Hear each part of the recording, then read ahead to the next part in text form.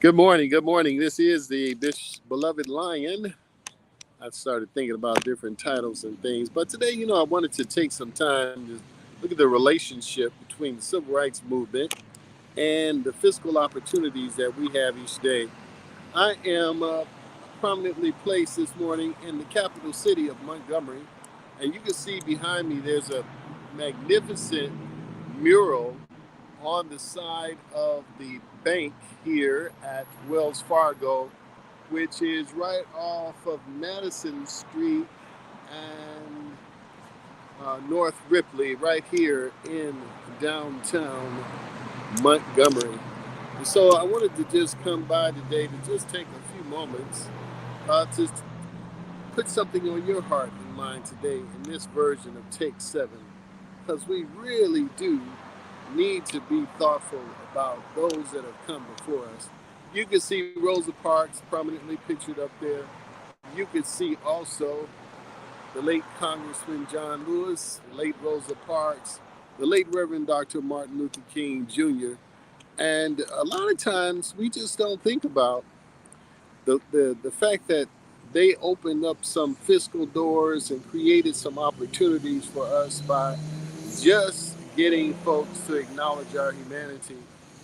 And in the case of the Reverend Dr. Martin Luther King Jr., you probably heard me tell you this before. Many people don't know that one of his strongest aspects for our development in terms of the visionary legacy that he left for us came through some of the lieutenants that he had trained and that he shared information with, and who subsequently shared information with persons like me.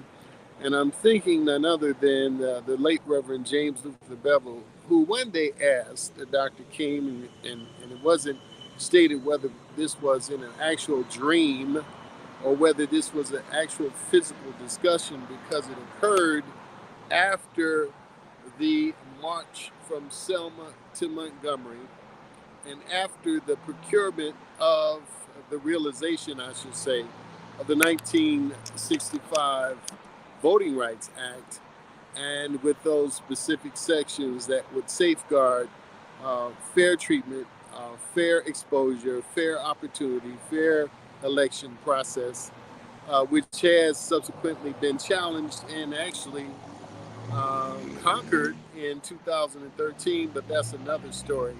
So I like to just give a little bit of this history, because during this is African History Month, but during this time we don't always see the relationships. A lot of times we think about the fiscal opportunities that we have. We got CEOs, we've got managers, we've got facility owners, we've got restaurateurs, we've got all kinds of persons that have made substantial progress and are actively engaged in ventures, business ventures, and otherwise financial institutions. But we can participate without some of the direct rancor that we had the experiences our forebears experienced in terms of direct attacks, social, just commentary, just hate speech, and all kinds of things that were projected toward us. Today, those things are not overtly there, but that doesn't mean we still don't have challenges, and certainly we still do.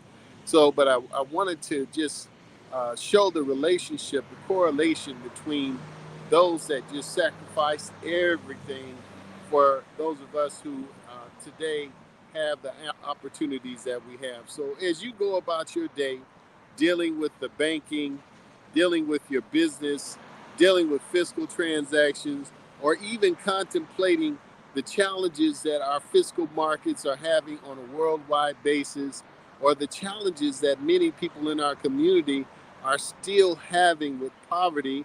I'm thinking about the late Reverend Hosea Williams, who also worked on the issues that dealt with poverty. These things, sometimes we don't think about it, but there was a reason why folks had to make such sacrifices, arduous sacrifices, for us to be able to have exposure and for us to be able to participate in the many myriad of ways that we do. So on this Take 7 today, I want you to reflectively think about success. When we say Take 7, We reflect on our past, we think about it in the present, we project into the future, and we create opportunities that many people don't really think about, but we should think about each and every day. So I wanted to just share a poignant piece of information regarding the interchange about that direct visionary dream that Dr. King exchanged with Reverend Bevel. Reverend Bevel asked the question, you know, you said after we got the right to vote that we as a people would get to the promised land. Where is the promised land? And I want to tell you, the promised land has to deal with the body of knowledge. But Dr. King told Reverend Bevel, well, it comes forth when we work within the context of our own institutions, that we have three principal aims: that we become institutionally sovereign, economically independent, and constitutionally lawful; that we learn how to run and engage our own institutions. And that should be a mind blower for us today, because often when we think about the civil rights movement, we just think about the fact that folks were walking and making sacrifice, and they got harmed, they got spat upon, all kinds of things, but we don't really draw the necessary conclusion that there was negotiations made, that there were direct actions that were taken that resulted in our ability to work on our own institutions, become institutionally sovereign, economically independent, and constitutionally lawful.